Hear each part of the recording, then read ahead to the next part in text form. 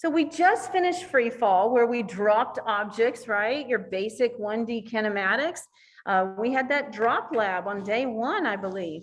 And so that's what's happening here. The students drop a ball, record data, and when you went to graph this last time, what did your graph look like overall?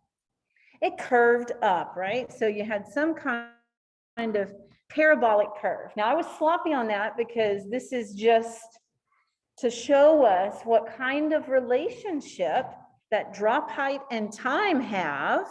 And so if you finished, or if you did the bottom part of page 1, you look at those 4 types of graphs, which by the way, are common in physics. Yes, there's more, but these are the 4 common in physics. And so linearization, this is our goal of the whole unit, okay? But that's not what our drop height versus time showed. The second one talks about inverse relationship. We'll see that later.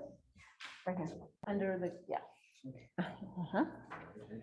And so the third one is what this drop height versus time looked like, right?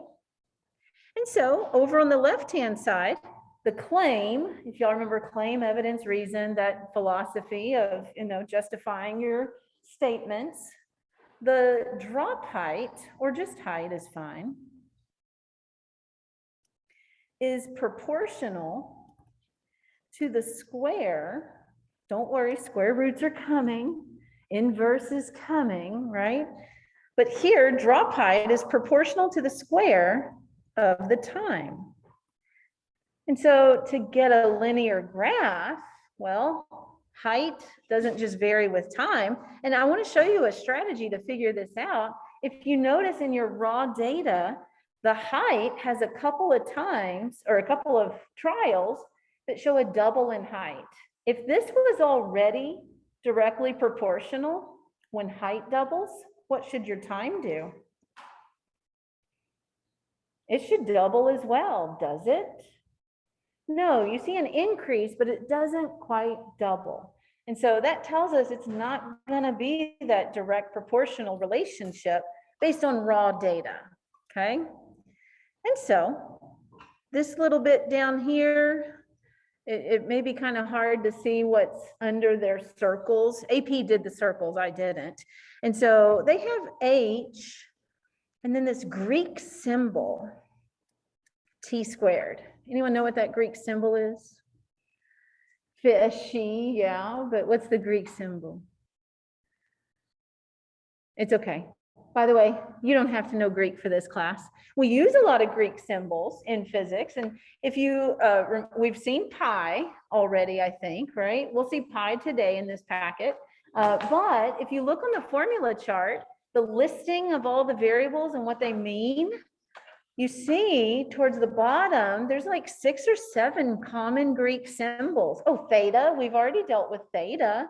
It means angle in most cases, right? And so that just means proportional. Now, if you're looking at the formula chart, you're like, no, it doesn't. It stands for angular acceleration. Well, in a physics equation, it does. But here, when they're just talking about data and how it relates, its mathematical symbol, it talks about proportionality. And so the goal here is to fit these relationships to a linear equation. Well, y'all tell me, we drop an object to get this data, one dimension kinematics. What kinematic equation talks about a height and a t squared? Second one. And so whether you put height or delta y, right? Height is scalar, delta y is more vector, but the height equals 1/2 at squared. And don't forget, there's VIT with it as well. But if you drop the object, what's your initial velocity? 0. What would your y-intercept be? Notice I'm kind of matching it up here.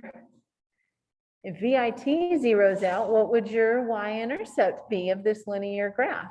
0. And so everything else that remains, y'all, it's a matching game, okay? Watch. On the next page, it's going to say, what do you plot? So we're kind of answering it here. Well, on the y-axis, we could plot height. On the x-axis, we could plot t squared. And we should get a linear graph if we do that, a straight line graph. And when you find the slope, what does the slope equate to? Well, here's what you got to be careful. What is slope? Well, in y equals mx plus b, slope is that m variable, not to be confused with physics, mass, or even meters. Okay, so look at context when it comes to that m. I will do my best. When I'm talking about slope, I just write out the word slope. It doesn't take that much more ink, right? Digital ink to do so. And so notice that if we do this, which we're going to do on the next page, our slope is going to equal half of your acceleration. And we're in free fall here, so really the slope will equal half of gravity. Does this make sense? So if we were on some foreign planet where gravity was not 9.8 and we dropped this ball and timed it, our meter sticks would still work on this other planet. Our timers would still work on this other planet, right? And if you want to know the acceleration due to gravity on another planet, linearize your data. Use the physics equation. Good deal? Now at this point, some of you are like, gosh, why are you making it so hard? If you know the height and the time, why can't you just calculate 5 different g's? You know the equation, just calculate it and then average them. I don't have to graph if I do that, right? Well, there's a little problem with that, okay? Yes, you're still doing an average, but what are we doing in a graph that kind of minimizes our error? Average does as well, but we're going to draw on a best fit trend line, okay? We're not going to connect the dots. We're not really taking these data points for 100% accuracy. When you do a best fit line, it kind of takes all the random error and minimizes it, okay, by doing the average trend line. And so this whole spirit, this whole unit is about linearizing your graph, your data. If in 2 classes, when we do the quiz, if you just come in here and do 5 physics calculations and your graph is blank, do you think you're going to get the points? You're missing the point. The point is to linearize your data, okay? And so here in a minute, we're going to come and we're going to say t squared. And so while I'm here, let's go and do that. We now know we're going to have to square the time and plot that with the height. And theoretically, we'll get our straight line. And so 0 squared, 0. 0.32 squared. Now I get 0.1024. Question, we're about to go hand plot this graph. Yeah, you could pull up Excel or Google Sheets if you know how to graph there. But is Excel available on the AP exam? No. And so let's be nice to our future graphing self. Can we humans graph to the 4th decimal point? Probably. No. Now you may be thinking, well, okay, let's make it real easy to the 10s. Once we get all these numbers here, I think to the 100th place, we'll be able to graph. So I'm going to do 2 decimal places for all these. 0.4 squared is 0.16. 0.46 squared, I get a rounded 0.21. And then 0.5 squared is, yes, 0.25. Okay, so that's what the 3rd blank column is for. We're manipulating, not in a bad way, it gets a bad connotation, but we're doing more with it so that we can linearize, get our straight line, and do our constant slope. Good deal? All right. Now on the next page, so all this is really our answer to D. So I'm just going to real quick rewrite it in case someone out there wants to see it in the right spot.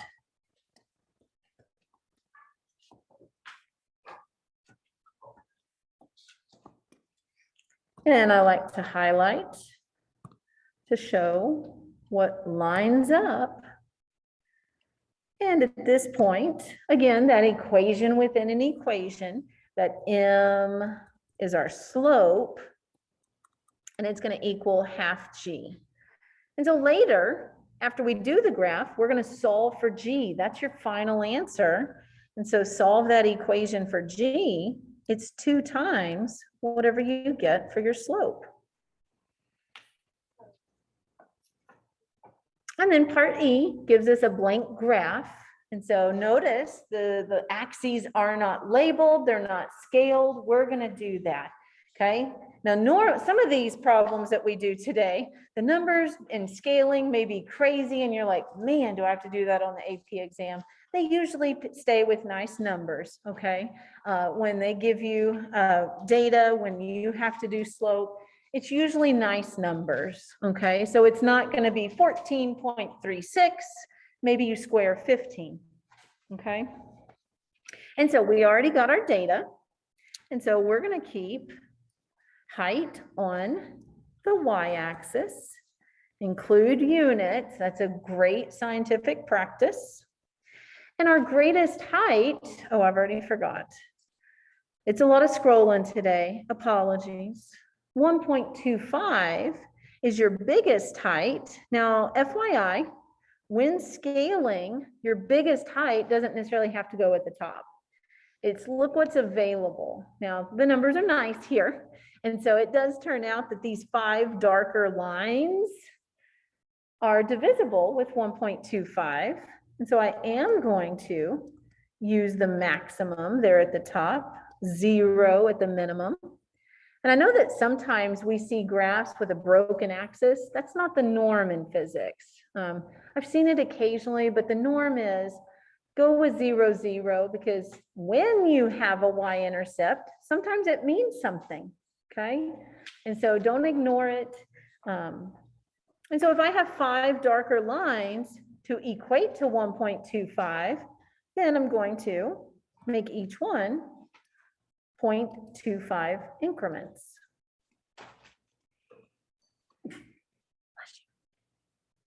On AP exam, is there one way to scale an axis? No, they say, the rubric will say something like appropriately. And so appropriate, what's not appropriate? Well, if I called the first one 0.25 and then skip to 0.75 and then skip to, 1.5 or something, if you don't make them equivalent, right? And so you want to make sure you keep that equivalence as you go up. And then t squared is going to go on the x-axis. Again, I'm going to start at 0. And our highest t squared value was 0.25. And again, this one's real nice. We got 5 darkened lines. And so I'm going to go 0.25 at the very end, which means I would have 0.05, 0.1, 0.15, 0.2, if you want to put O's on those.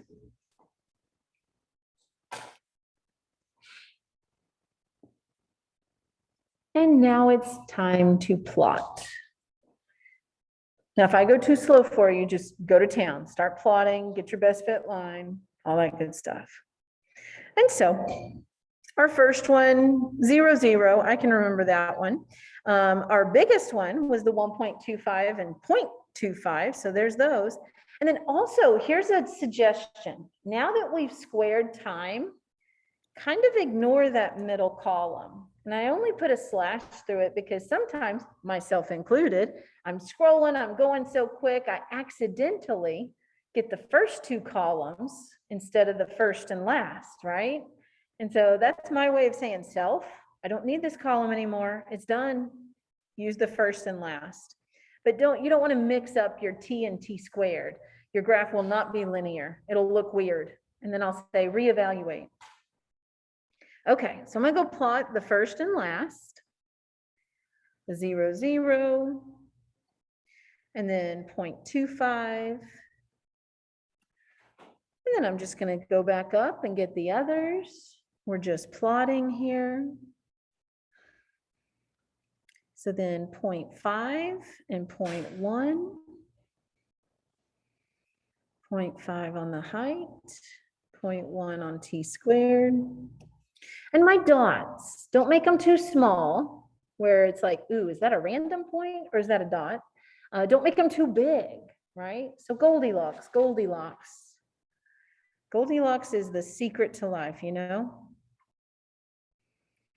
And then 0.75 and 0.16.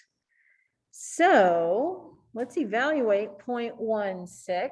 And so if you notice 0.15, and then how much is each of those lighter boxes worth? Well, there's 5 intervals between 0.05 span range. And so 0.16 is right there. It's one whole box over. And I think that was with 0.75, is that right? Going off memory.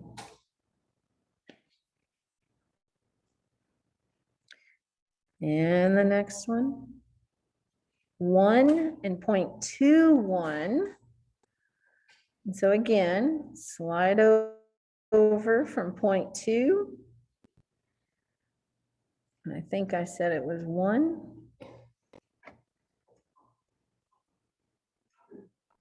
And then we see our data points. Now here's what not to do.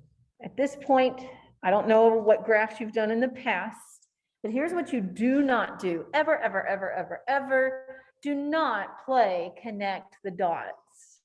Okay, don't go dot to dot to dot. If this was the May exam, hopefully you have a ruler with you, only for straight edge purpose. You're not actually measuring, but if you forget, maybe you have a straight edge hanging off your neck, meaning you can use what as your straight edge? Your ID. Now, for those of you using OneNote, we're going to use some of the tools that they have. There's actually a shape tool. And so I'm going to go get the line. Now I'm going to start at the origin. We know that's a data point. We're not forcing the origin. So I'm going to start there. Now I'm not just going to stop at 1 or 2. I'm not just connecting the first and last. Okay. Notice I'm going to go beyond, and I am looking at all the points collectively. And when I release it, I want to release it where it passes through most of the points. Maybe if there's one above, there's one below. It's an average trend line, and it's one straight line. Okay. Maybe it goes through some points. It does not have to go through them all. Okay. Remember, the data points individually are not the best. And so at this point now, we're done with those data points. In fact, to prove the point, when we do slope, even if the line goes through one of the data points, including the origin, Ms. Earhart's not going to use it. I'm making things harder, I know. If you want to, that's fine. We should get about the same thing. But here's the rule when doing slope.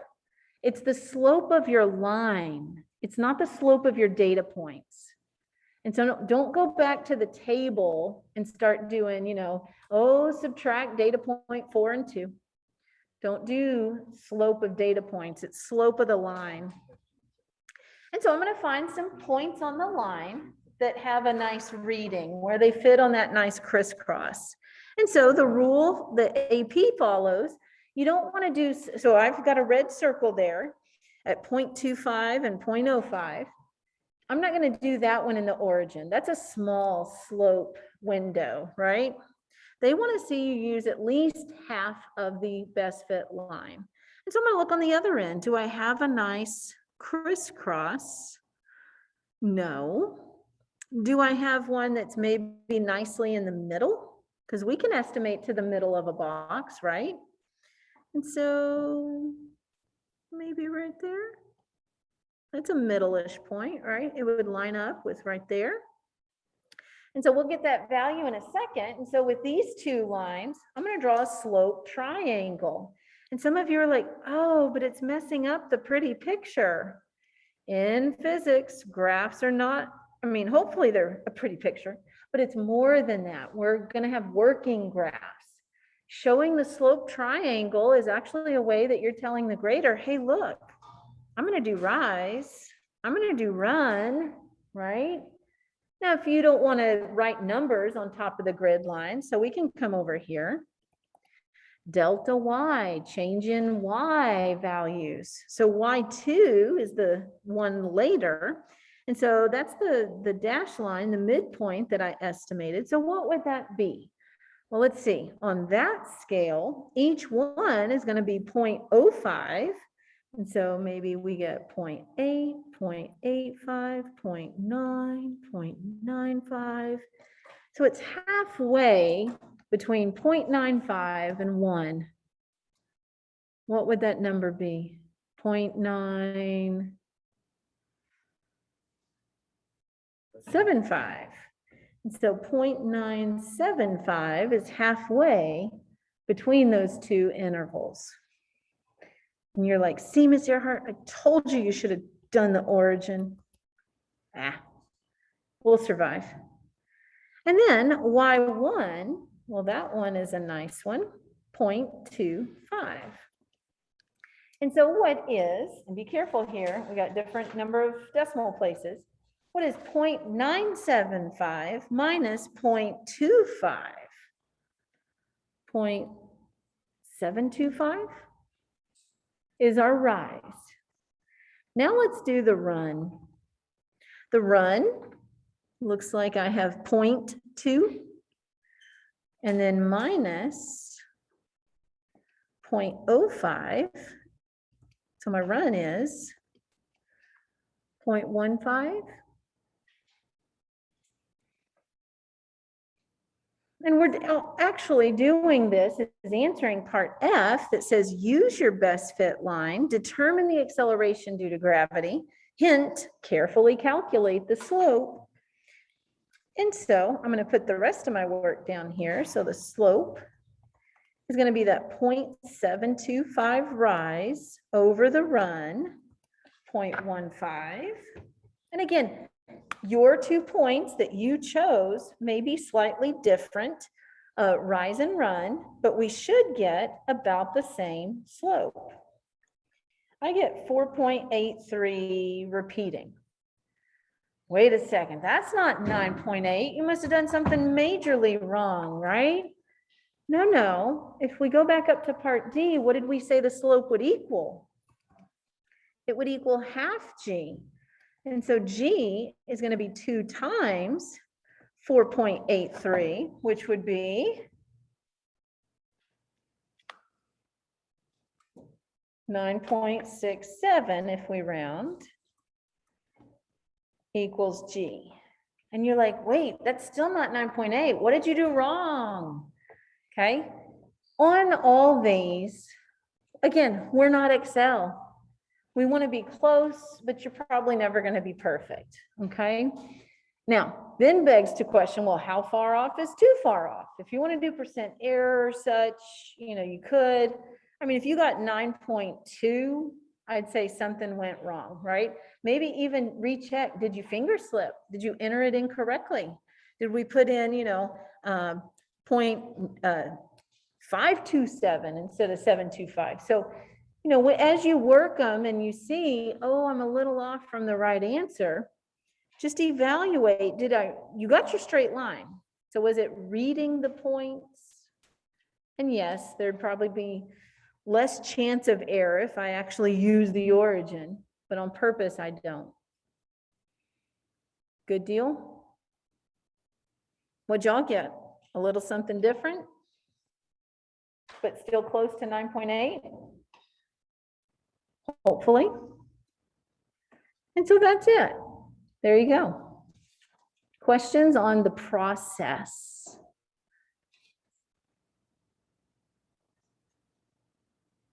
All right. Keep scrolling.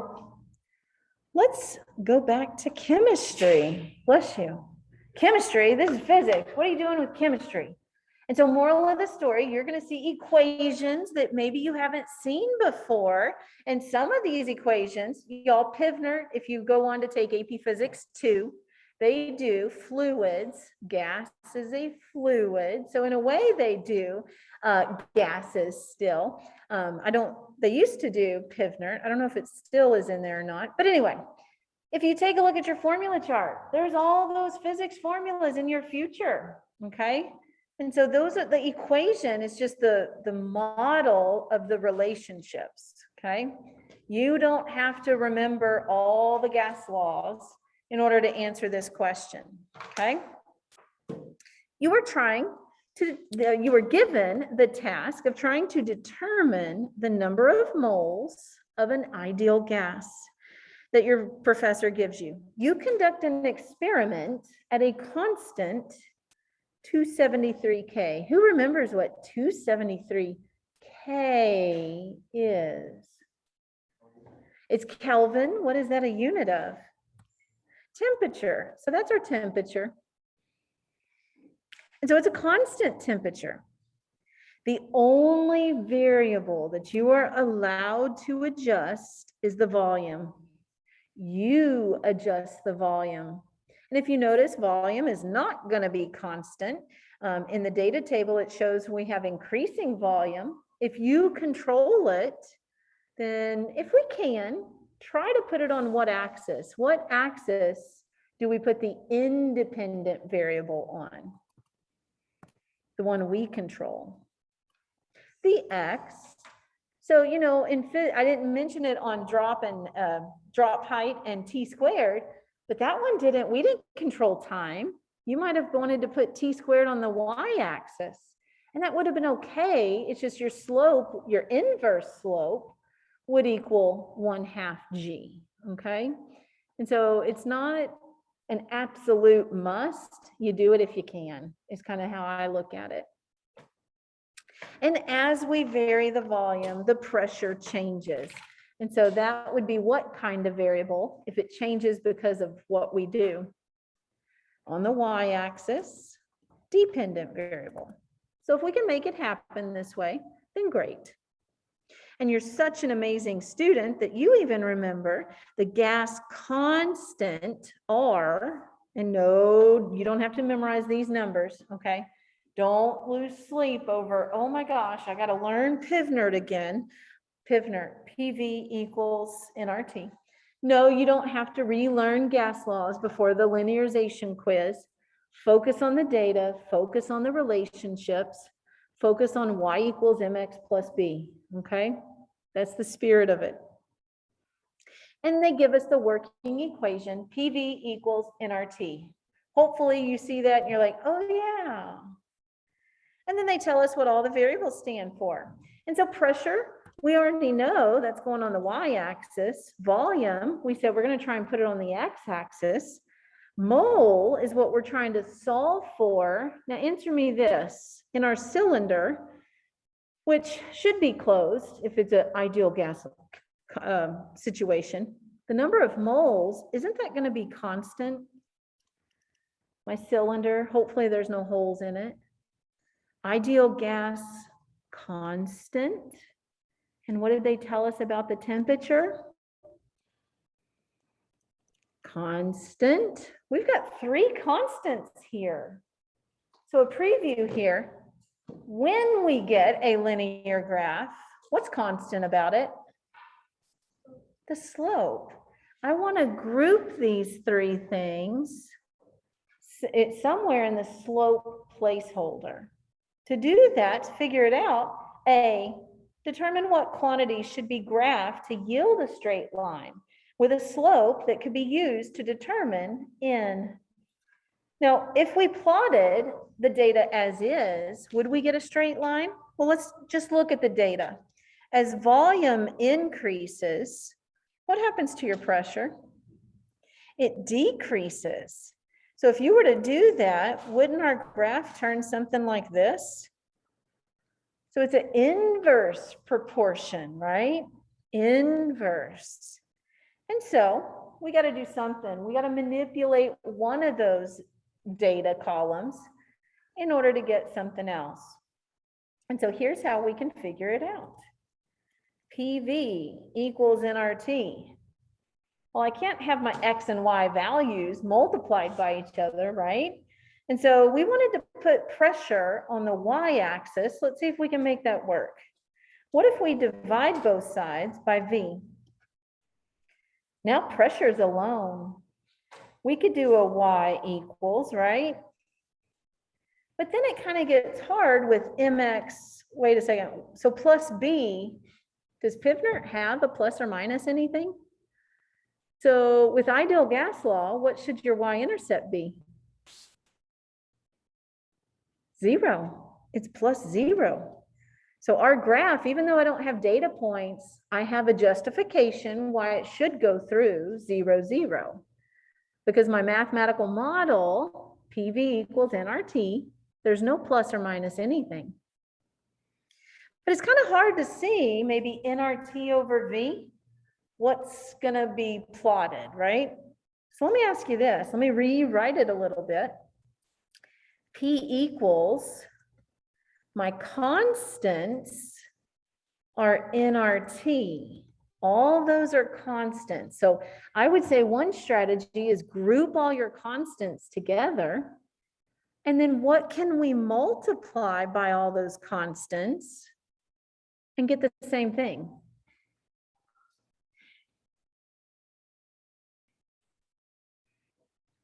nRT over V is the same thing as nRT times 1 over V. That's the same thing, right? And there's that inverse that we talked about. We're going to have to inverse the volume. And so just to help play matching, I'm going to do my little highlighting. And so what's going to go on the Y-axis? Pressure. What's going to go on the X-axis? Inverse volume. And then what will the slope tell us? It won't tell us the number of moles, but it's going to tell us nRT. And then we can solve for number of moles. Good deal? And that actually answers the next question. Use the blank column to record values that you're going to need to graph a straight line. And so what are we going to plot on the, or what are we going to calculate in the blank column? Well, we got pressure, check. We need inverse volume. And so I'm going to go over to our third column. 1 over V would have the unit inverse meter cubed. Don't lose sleep over SI units for meters cubed. And PA, what's PA? Anyone remember? Pascals, right? It's the SI unit for pressure. And so grab that calculator. And again, I'm not going to do the 4th decimal place. We are going to have to plot these, not Excel. And so, you know, maybe the 100th place, maybe we can do to the 2nd. And so inverse 1 over 0.59, I get a rounded 1.7. And I'll be honest, 1 over 0.98, it's going to come out 1.02 or something. 1 over 2, 1 over 4, 1 over 5. And if you're like, man, she's rounding tons, okay? When you calculate 1 over 5.1, you get 0.20 something. We can't, if we did Excel, we could graph to the nitty gritty, but we can't right here with by hand. And then 1 over 8, I get 0.12, and then 1 over 10, 0.1. And now we're done with that volume column. We're done with it. Now notice the trend. As pressure decreases, what does your inverse volume do? It decreases as well. And so that gives us hope, right? You could also go up and say, as it pressure increases, inverse volume increases.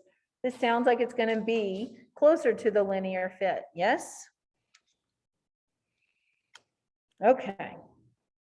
On the grid below, plot the quantities that we determined in part A. So pressure on the Y, inverse volume on the X, label the axes, draw the best fit line to the data.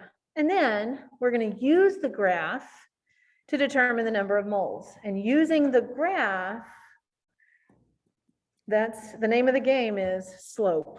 Okay, slope should tell you something. And so we got a grid line here, and we're going to put pressure.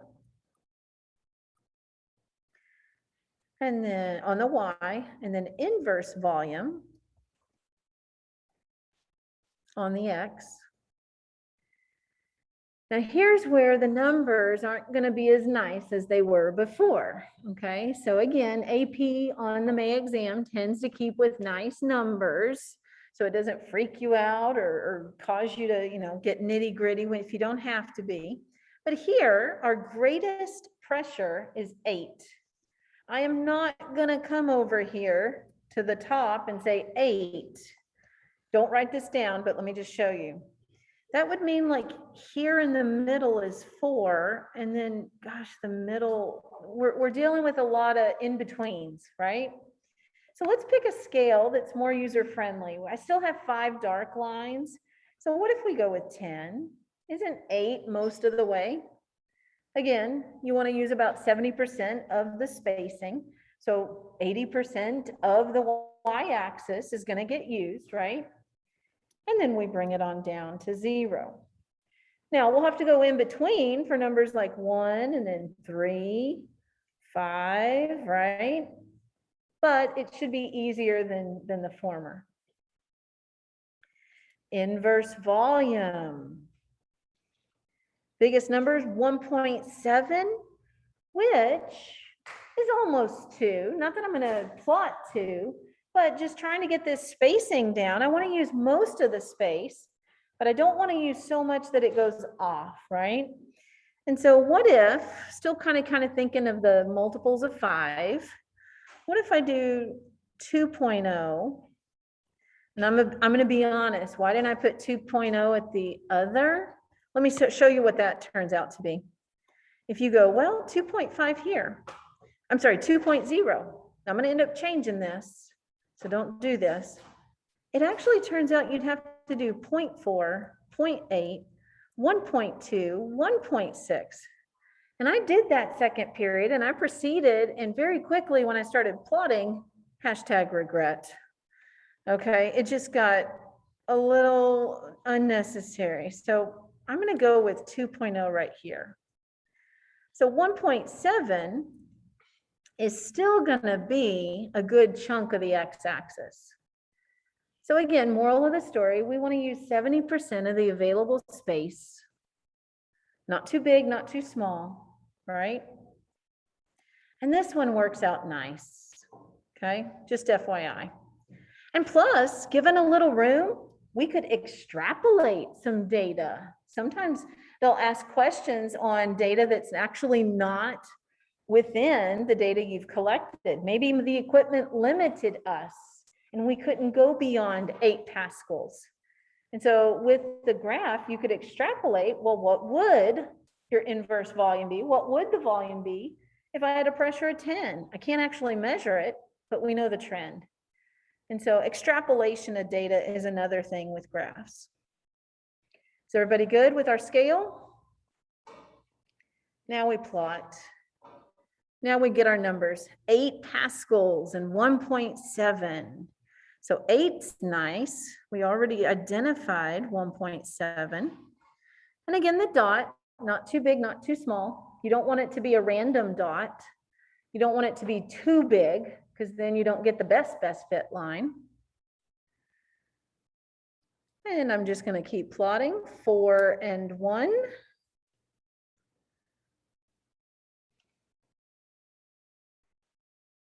2 and 0.5. Now we're going to start estimating. 1 and 0.25. So 1 on the y-axis And then 0.25 is halfway between 0 and 0.5. And so about right there. And the next ones, I'll be honest, it's going to get tight. So maybe I just do one more. 0.8 and 0.2. Plus there's no, I mean, for me to do 0.12, ugh. So 0.8,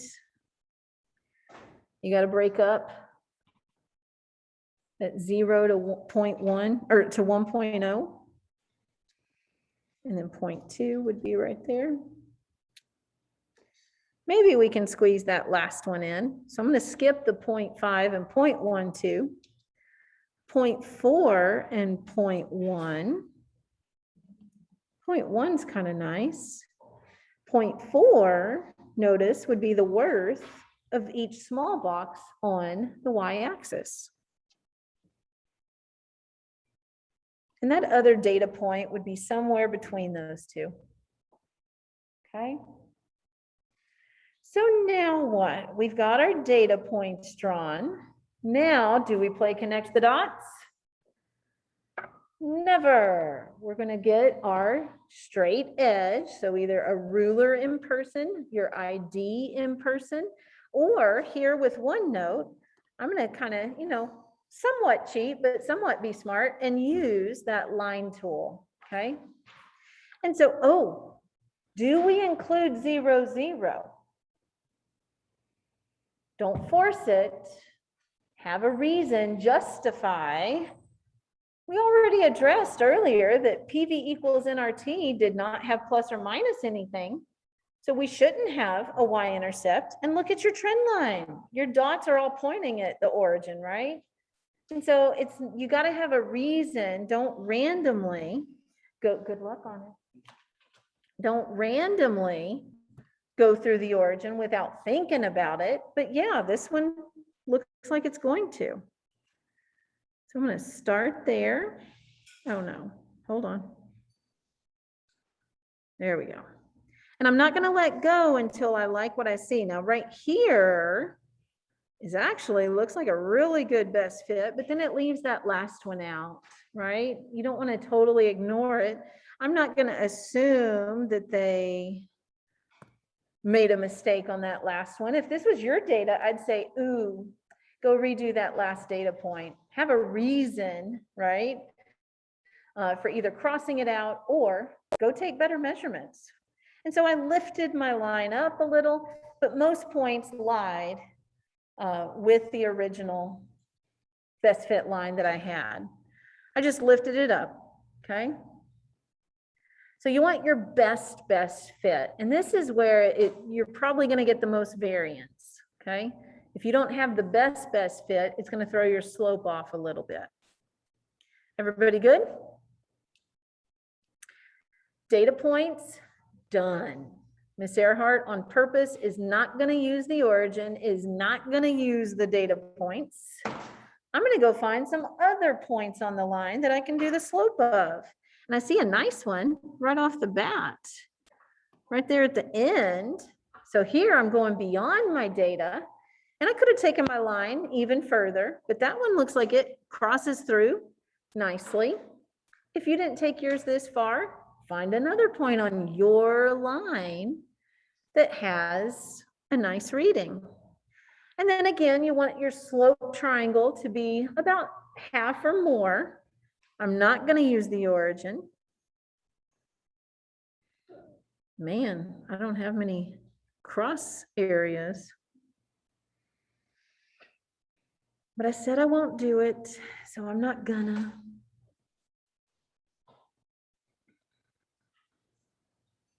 Oh, 5 turns out nice. 5 is right there in the middle. So again, we're going to be reading these measurements. So you want to pick something user-friendly. And so the 5 Pascals would line up with 1.2, right? And then the other would be 2.2. That's going to be okay. And what would that reading be? Well, it's just over 9.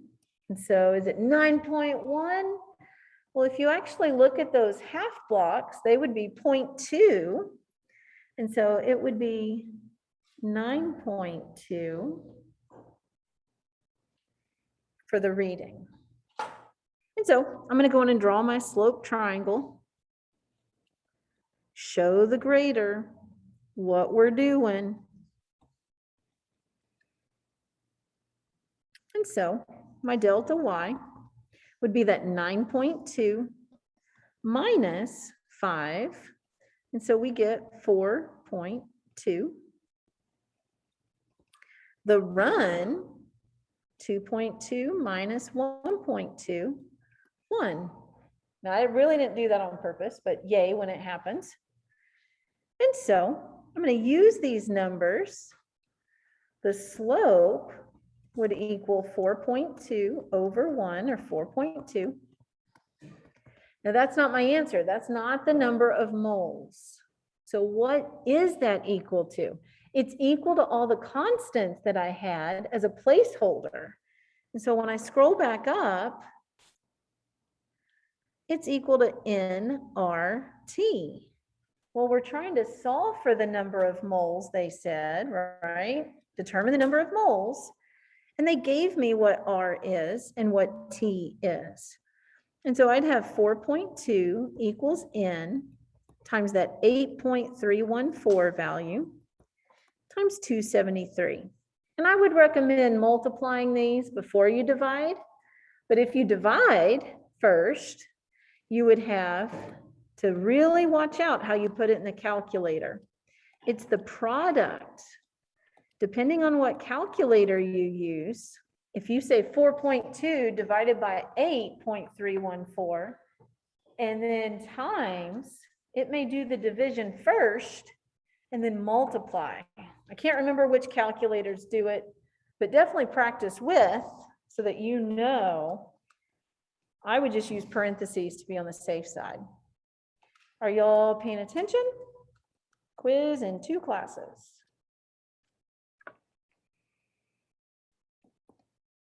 And we get 0.00185 or 19. You know, you're going to show all your work. So it doesn't matter if you say 19 or 2, and you're like, that's so small of a number, that can't be right. Well, it is. Let's review what a mole is. What's a mole in chemistry? Not the animal, not the snitch, right? Or whatever. What's a mole?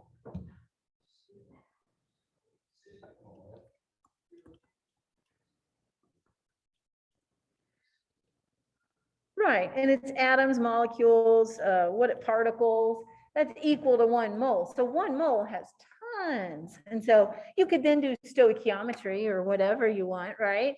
That conversion, but 1 mole can contain a lot of particles. So to have a fraction of a mole is fine, okay? But look at the process. I know it might have took a little more, but we did the same thing we did with drop height, right? You fit it to the y equals mx plus b equation, figure out what data to manipulate, whether you square it or whether you inverse it. And then you plot your manipulated data, get your straight line, best line fit, slope to help you find whatever constant you're looking for. Good deal? One more together, and then I'm going to have y'all try one. So scroll on down to the next page. We got a marble launcher. Sound familiar? Y'all have done a marble launcher, but in no way have we used this equation. That's right. You have not seen this equation. You won't see it till December probably. It's energy. You can do the same marble launcher lab we did with energy. Okay? Does that mean you got to learn all of energy before your quiz? No, we tell you what each variable is. You're going to pay attention to what's constant and what's not, and just focus on the relationships of the variables. You don't have to know conservation of energy. Okay, You decide to conduct an experiment to test how high a spring will shoot a marble vertically into the air. When the spring is compressed, different lengths. So what sounds independent, what sounds dependent right off the bat?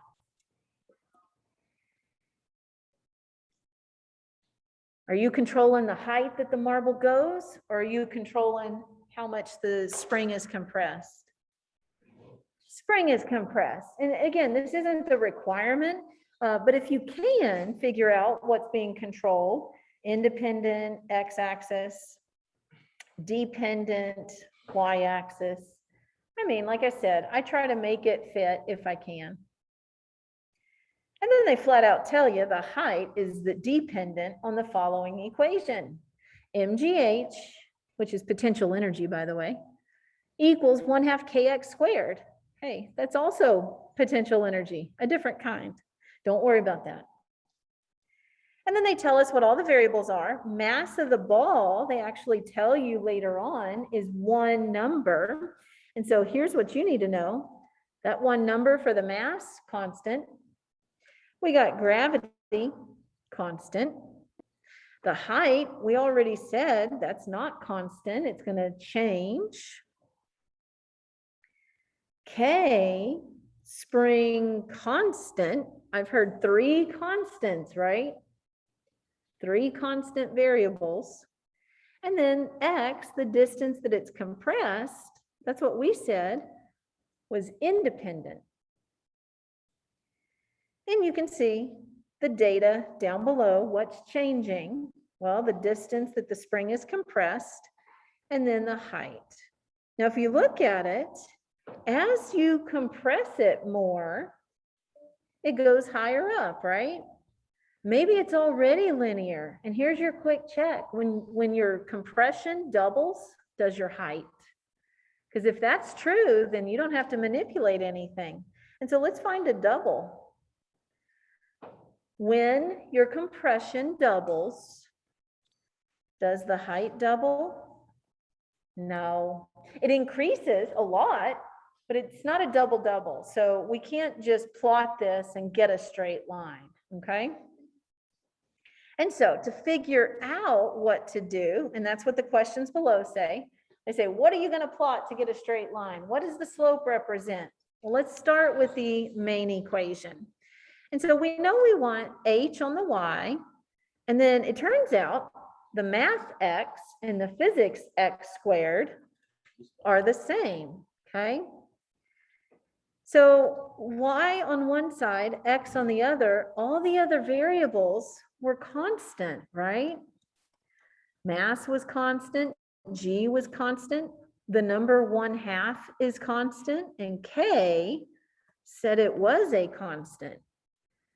I need to group those together.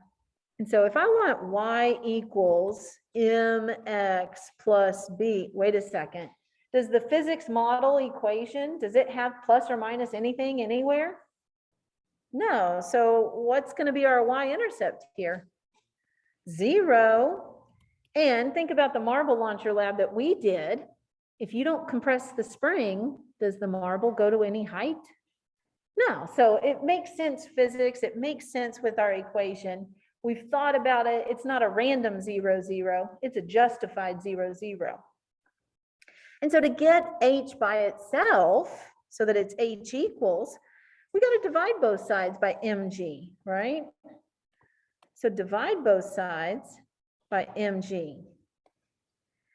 Now I got h equals, and that 1/2 k is like k over 2 divided by mg.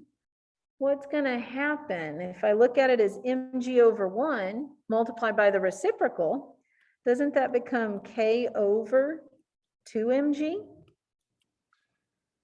Yeah, that's what I'm going to put in the placeholder for slope. And then I'm just separating the x squared because it's the slope pieces that are all your constants. So if you'll separate constants and non-constants, it should help figure out what the slope represents.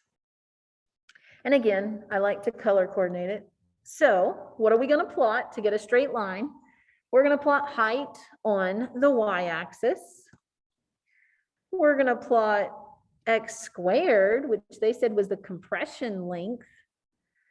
Notice the data is not squared, so that we're going to have to make another column, square them. And then what would the slope represent?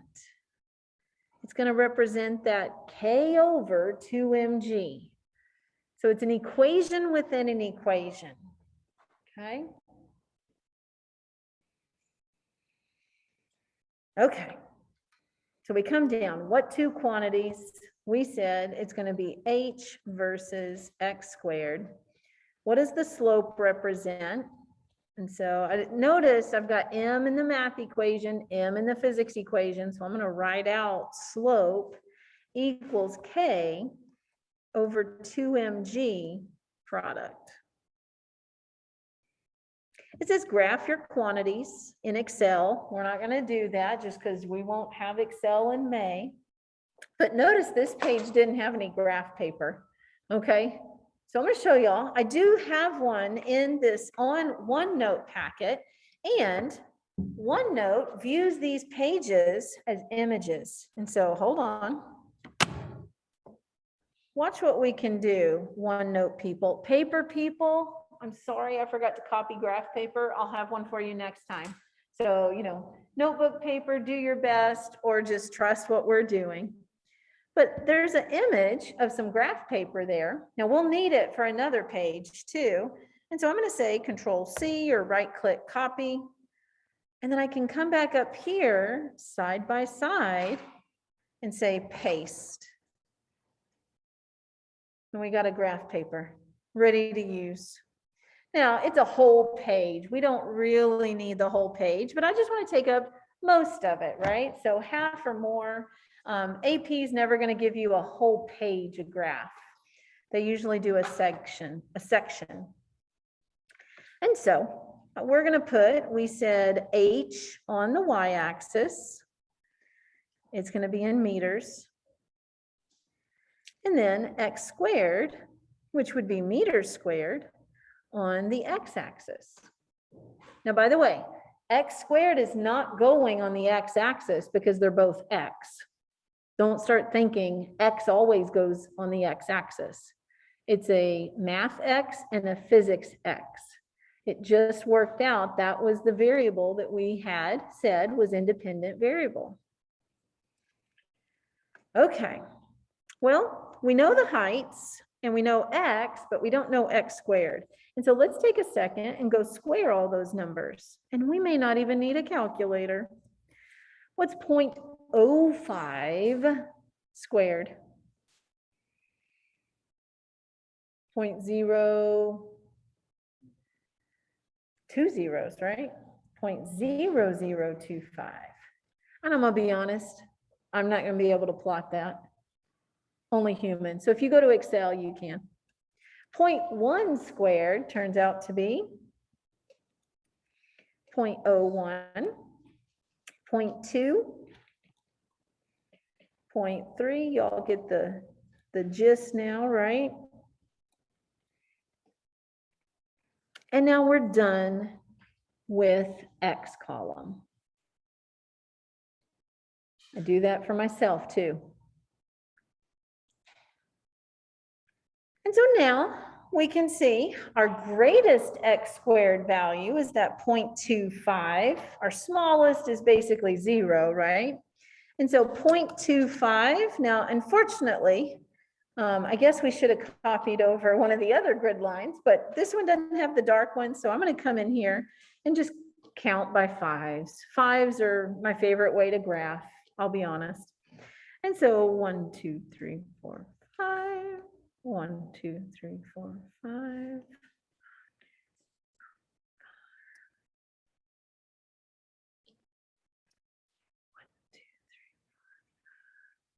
And I think that's enough because we said the max is 0.25.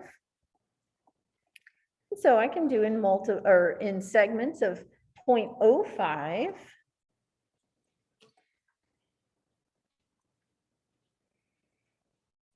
And that would make each little box in between 0.01.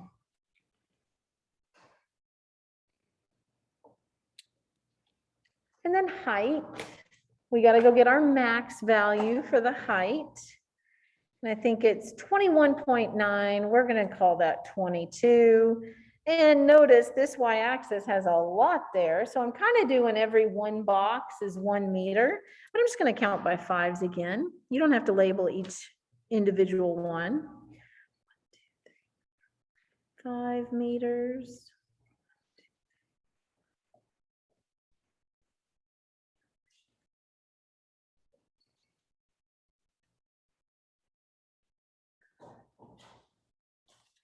And then we said 22, which would be right there. Keep going if you want, though.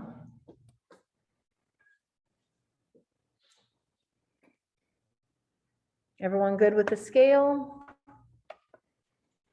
Now, if I had had all 20 or whatever of you do this on your own, scale it on your own, yes, we're probably going to come up with different scales, and that's okay. Okay?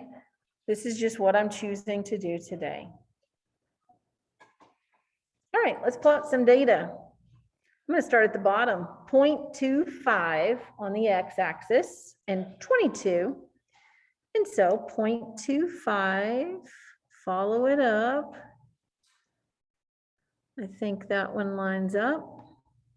Not too big, not too small.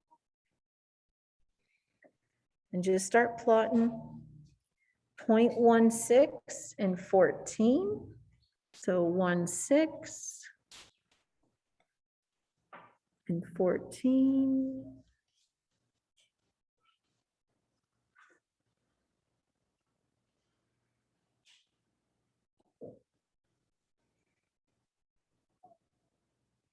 And 7.88, I'm going to find my number 8 and just do a hair underneath. And so 0.09.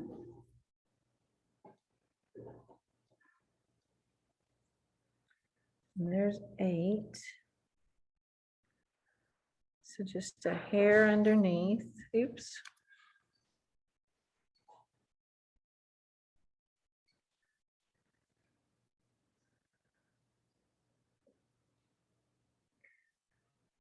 .04 and 3.5. So there's 3. Bless you.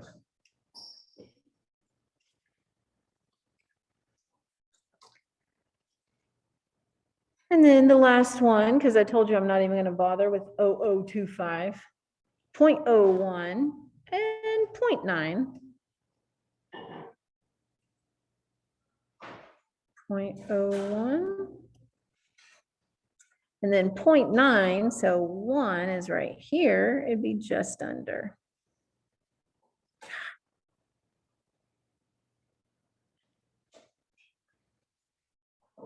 And so hopefully your graph looks something like this. We never play connect the dots. The next step would be to draw in our best fit line. And so if you're doing OneNote, I'm going to go grab the line tool. If you're on paper, ruler, or ID. And we already talked about the origin, how it should be 0, even though it's not a data point. I know it should pass through 0, and the trend line looks like it will. And so I'm going to start there. And I'm not going to release immediately. I want to make sure it passes through most of the data points, if not somehow all. And I took it further. Again, extrapolation of data is something that you can do with graphs. And what's the point of this? Well, if you read later in the prompt, it says, determine the spring constant from your graph. And so we said that the slope is going to give us K over 2mg. K is what we'll be solving for. And so if you were to solve for it right now, it'd be your slope times 2mg. So we know the mass was given to us. Up above, it says 0.2. Gravity, I'm going to go in and use 9.8. Since this is experimental data, it is supposed to be data-based. And so whatever that comes out to be, I need my slope. And so let's go to our graph, pick a couple points on the line. It may or may not be your data points. And again, on purpose, I choose points that are not my data points, just to prove the point. And I like some nice crosshairs though. I got one there at 0.08 and 7. And then another one maybe on the other side of the graph. I'm going to pick that one at 21.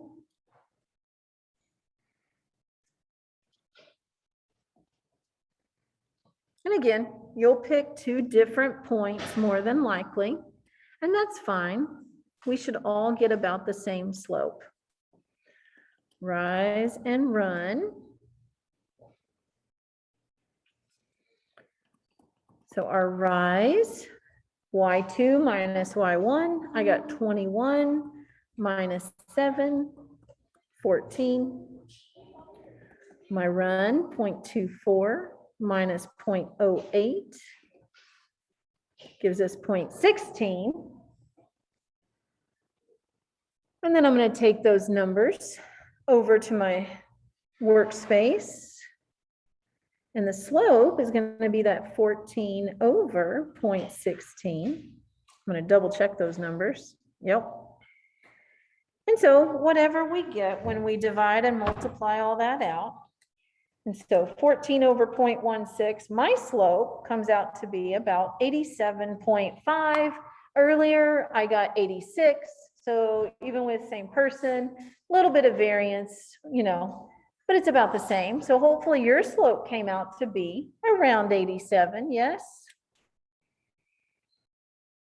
Okay, and then multiply 2 and 0.2 and 9.8. And I get a spring constant, and you're like, whoa, that is very different than 0.002. Yes, it is. And don't compare the 2 numbers. Our Pivnert, our ideal gas law, is way different than a spring launching a marble. And actually, this number is good for a spring constant. You'll learn in December, spring constant, or actually, we'll see springs with forces. Spring constants are usually triple digit, okay?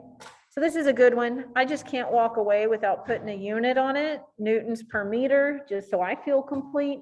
But don't lose sleep over conservation of energy, Pivnert, or newtons per meter, okay? You don't have to memorize that stuff or know that stuff. Notice what we did here. We figured out y equals mx plus b. What data was constant and needed to be in the slope placeholder? What data was changing so that it could go in the y and x placeholder? And then we figured out what to do with the data. We plotted it, got our slope, and solved for the unknown. It's the same procedure that we did for the drop height, right? That we did for Pivnert. Okay, questions on this one?